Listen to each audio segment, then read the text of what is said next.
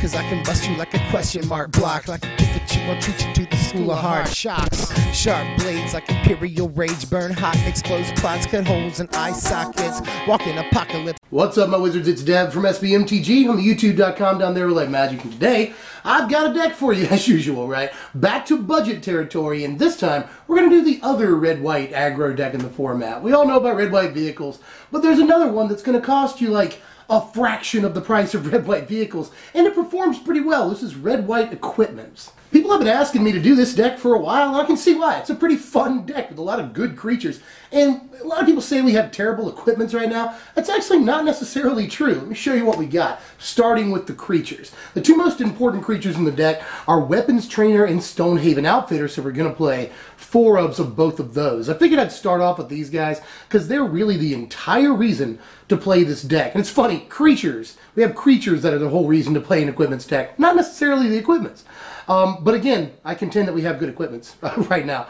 But Weapons Trainer is just obvious. She's good by herself, you know. 2 mana, 3 power. That's always nice. But if you got an equipment out, obviously your other guys get a little buff, and that's fantastic. You don't even have to equip the equipment. You just have to be out. That's great. And Stonehaven Outfitter is obviously a great source for resiliency and gives buffs to all of our equipped guys. And it's an artificer, that will matter. You know, it's an ally, that will matter a little bit too. So 2 very relevant creature types on Outfitter. Not to mention the buff, not to mention the card draws. The card's ridiculous and obviously goes as a 4-of in this deck. Now let's actually move down the curve and tell you about our other creatures here. We're playing 4 Toolcraft Exemplar, 4 Inventor's Apprentice, and 2 Stoneforge Acolyte. I was originally playing Expedition Envoy, but I like Stoneforge Acolyte more. We've got a total of 10 allies in the deck. That's just enough to consistently pull off that cohort ability. And it's really good when you can, you know, it's a way to dig into your deck and get a relevant card. Card advantage is always good. And this is important, Expedition Envoy cannot survive Liliana's +1, but Stoneforge Acolyte can. That's actually really important.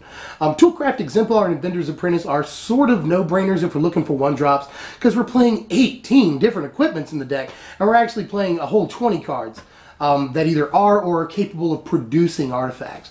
So we've got better than a 1 in 3 chance that we'll have an artifact on turn 2 in this deck. So I think that Toolcraft Exemplar and Inventor's Apprentice are just, again, no-brainers. They're 2 of the most aggressive creatures in the format, and they work in this deck a lot like they work in Vehicles. The Vehicles decks will try to play, you know, 18 to 20 artifacts. We do that too, so I see no reason not to play these guys. And to finish off the creatures, I'm going to play something that's not really a creature, it just makes creatures.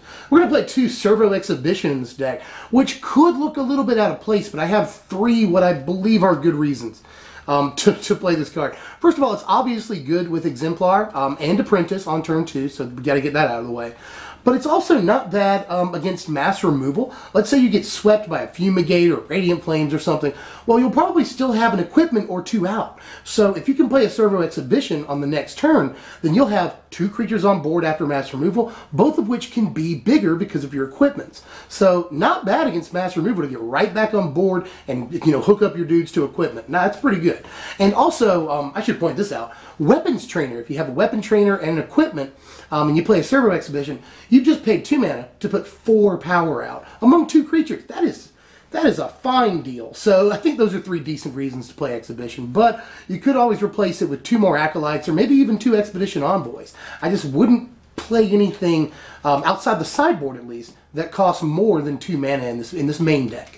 And that includes, by the way, the equipment. We're trying to stay very, very low to the ground in this deck for a multitude of reasons, to be honest with you. Not only is it a fast deck, we want to finish the game off as quickly as possible, obviously, but we're doing a lot to set up our dudes on turn 3, turn 4, you know, turn 1 we'll play a creature, turn 2 we may play a Weapons Trainer, we may play a Stonehaven Outfitter, maybe we'll play an equipment and another small creature. Now on turn 3, we're going to either be playing, you know, another small creature or another equipment, and then using the rest of our mana to equip guys. So we don't really have all that mana on turns 3 and 4 to still be playing creatures, at least in most games. We want to be hooking up our dudes to equipment and setting up a really good attack step in those, you know, mid-game turns here. So I don't want to play a bunch of high, expensive cards or anything.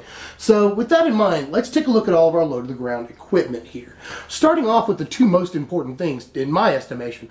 4 copies of Bonesaw, amazingly, and 4 copies of Stitcher's Graft. When I first started drafting this deck up, I had 2 copies of Stitcher's Graft in there. Stitcher's Graft is so good, like it became a 4 of. The card is fantastic. It can either make a very aggressive attacker, which is what we're going to try most of the time, or it can make a huge blocker that we never have to worry about that untap clause on, you know. Just on a 1/1. You know, like a Toolcraft Exemplar that doesn't have the bonus, for instance. You know, we suddenly have a 4/4 that can block like a lot of the stuff in the format. But mostly, we're looking for Stitcher's Graft to get in one really, really strong attack step. It's great that it only costs 1 because it allows us to, you know, play it along with other stuff on turn 2 or turn 3. And I'll say that about Bonesaw. Bonesaw is even better because it's just zero mana. The bonus isn't as good, but, you know, the drawback isn't as bad either. I love Bonesaw because, you know, turn 1 we can play a small guy, turn 2 Weapons Trainer, and then drop a Bonesaw for free. It's so great that it's a free equipment and that it works so well with Weapons Trainer and with Stonehaven Outfitter. You know, just 1 to equip and 0 to cast is as good as it gets. And in this deck, you're not that worried about the bonus that the equipment gives to you because we're getting bonuses off of Trainer and Outfitter. So even though Bonesaw only gives it +1/+0, if you have those dudes out, you're giving a creature a huge bonus for 1 mana. I do want to come back to Stitcher's Graft for just a second though. Some people would say this card is kind of bad, but honestly the card is... Again, the card is great. It gives a huge bonus to a creature, not to mention the bonuses provided by Trainer and Outfitter, you know. And a lot of times the creature will only swing once, maybe twice. And sometimes, actually, you will let the creature die. You'll let it unattach and die. You'll draw a card off of Stonehaven Outfitter, and you just attach the Stitcher's Graft to something else, you know. Sometimes it's not that big of a deal that your dude dies, especially if you get to draw a card. But really, we're just trying to get in as much damage as possible, as early as possible, and Stitcher's Graft is the best equipment in the format for doing that. But there is more equipment here. We're playing 3 copies of Stoneforge Masterwork, 3 copies of Inventor's Goggles, and 4 copies of Captain's Claws. Captain's Claws is just really, really solid piece, you know, just the 2 mana to cast, and 1 to equip. That's pretty good. And we can just, you know, pop out small dudes whenever we attack, and then we can attach those small dudes to other equipments that we have. So Captain's Claws is just, I think, too solid not to play, and can give us a really wide board if it gets out of control. Inventor's Goggles looks a little weird, but we're actually playing 12 Artificers in the deck, making it really attractive. Again, if we can equip for 0 mana, that is great. Like, that is fantastic. Anytime we can save mana, that is good. And then Stoneforge Masterwork, well, again, we have 12 Artificers, we have 10 humans, we have 10 allies. It is very likely that a couple of our creatures will share creature types. So just for the 1 mana to cast and 2 to equip, Stoneforge can be a great deal, especially if the game goes on late and we get a big board. 22 lands in this deck, which seems like maybe a little much for a deck where everything costs 1 and 2. But again, we're a very hungry deck here. We're going to be paying equip costs all game, and by turn 3 or 4, we want to have enough mana to play something and equip and all that. So, fairly hungry. I think 22 lands is right. And peep the 1 Needle Spires here. I think that if we had a couple extra bucks, we could run 2 Needle Spires, but I don't want to run a bunch of lands that come into play tapped. I don't necessarily like that. But Needle Spires is obviously pretty good in this deck. Like, best case scenario, period. Let's say we have Needle Spires, 7 lands, Stitcher's Graft, again, best case scenario. Stitcher's Graft, Stonehaven Outfitter, and Weapons Trainer. I believe that translates to a 14-point swing. But even if it's just like a Bonesaw, we're still doing like 10 damage in that scenario. So, pretty good. I think we want to pack at least the 1 double strike land creature in a deck where our creatures can get like pretty big after all the bonuses. Here's a fairly important sideboard right here. 4 Galvanic Bombardment is sort of a no-brainer. It's the cheapest removal we can possibly play, and we do want to blow out smaller creatures against other aggro decks. Now, Fragmentize is in there mostly against Smuggler's Copter and other artifacts. Stasis Snare in there not only against creatures and vehicles, but mostly against Emrakul. We can really protect against that thing coming down. But the things I want to get to are the aerial responders and the Reckless Bushwhackers. 4 copies of Reckless Bushwhacker in this sideboard for those games against control decks, like heavy, hardline control, where we have to win as quickly as possible, no questions asked. Reckless Bushwhacker can come down turn 3 or 4, and sometimes, especially on turn 4, just win the game for us. So if we need to win as quickly as possible, Reckless Bushwhacker is where we want to be. Now, if we're playing against other aggro decks, Aerial Responder is fantastic and could really make it into the main deck. As far as blocking other aggro decks, this guy's a lot like a mini Kaladesh in a way, you know? We always talk about Kaladesh, he can just like block a creature and gain 3 life, you know? And this guy can block a creature and gain 2 life and blank a lot of smaller aggro boards.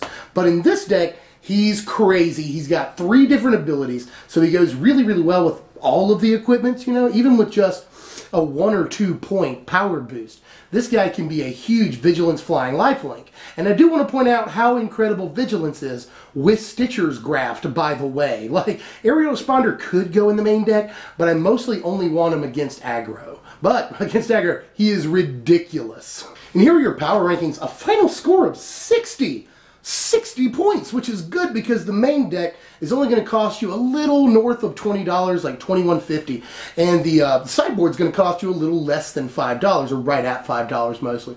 So you're looking at just north, I think it's like $25.50 to build this deck with the lower prices on TCG Player, and that is a steal for this thing, man. You're paying literally like, what, a fifth, or actually like a sixth of the price of red-white vehicles, and this deck is every bit as good in a lot of ways. I'm telling you. We don't run quite as many creatures, and we don't have anything as powerful as Smuggler's Copter, but we do have a fair amount of resiliency in this deck. We get blown out by removal or a sweeper or something like that. Then we've still got some equipments on board, so if we just play one creature, we can equip everything to it and get right back in the game with this huge guy out of nowhere. And that happens a lot in modern equipment players, like modern mono-white equipment players. You know what I'm talking about. You know, if you get swept, then you can just play one small guy, equip 3 things to him, and just swing with like an 8-power dude out of nowhere. There is a lot of like waiting to draw the right thing, but we do have a fair amount of card advantage for a deck like this. You know, we may not have Smuggler's Copter, but we do have Stonehaven Outfitter. We have Stoneforge Acolyte. That is just good enough to count as decent card advantage in a deck that is mostly extremely low to the ground aggro. Because those kind of aggro decks don't usually get card advantage, but we get a little. Believe it or not, that is all I've got for this deck. That was a really, really fast deck, if I'm counting the time right. But it's a fairly straightforward deck tech too. You know, a lot of the creatures are in there for pretty obvious reasons. Weapon Trainer, Stonehaven Outfitter, no-brainers. Toolcraft Exemplar, Inventor's Apprentice, obvious, right? Stoneforge Acolyte probably goes in the deck too, right? Like, the deck only took like 3 rewrites to make the deck that you see here. And usually I go through like 5 or 6 rewrites. But this one was pretty straightforward, and I feel like it's fairly easy to put together. So try this one out. It's only 20 or 25 bucks, and these cards will actually be in the format for a little while. You know, Wizards just announced a couple of weeks ago the rotation schedule has changed. So when Amonkhet comes out, Oath and Battle for Zendikar will not be rotating out. They'll be in the format for another 6 months or so. So this deck is actually going to last for a while. Fairly cheap, lots of decent cards, and some of these cards will translate into other decks like Exemplar, Inventor's Apprentice, you know, Servo Exhibition. They will all translate well into other decks. So you pick up these right now, you'll have some decent cards for the next like 2 years. But what are we doing next time? I keep getting this suggestion too. We're going to do budget mill next time. I know everybody wants a mill deck, right? Like, a lot of people ask me for this constantly. And for a while I wasn't convinced that we could make it work, but it turns out, especially with Delirium being so good right now, I don't want to give them Delirium or anything, but I do think there is an argument for a decent blue-white mill deck in this format right now that's not going to cost us hardly any money to build, so stay tuned for that. I'm going to be doing it next time. You're welcome, mill players. And yes, I did wear my Batman shirt on purpose because equipments, he's got all the best equipments. But anyway, if you like the content, just hit the thumbs up button. You can also sub if you're new so you can get all the deck techs and stuff, and I'll see you guys later. I'm Deb from SBMTG. Thanks for watching, my wizards. Here's an end card. Don't leave, there's an end card. My favorite wrestler of all time, Mick Foley, again, by a lot. Mick Foley is awesome. My favorite video game is a little bit harder. I like old school RPGs. I like Chrono Trigger. I like Earthbound. I like FF6, you know, but here's something controversial. Just throwing you a bone if you want some controversy.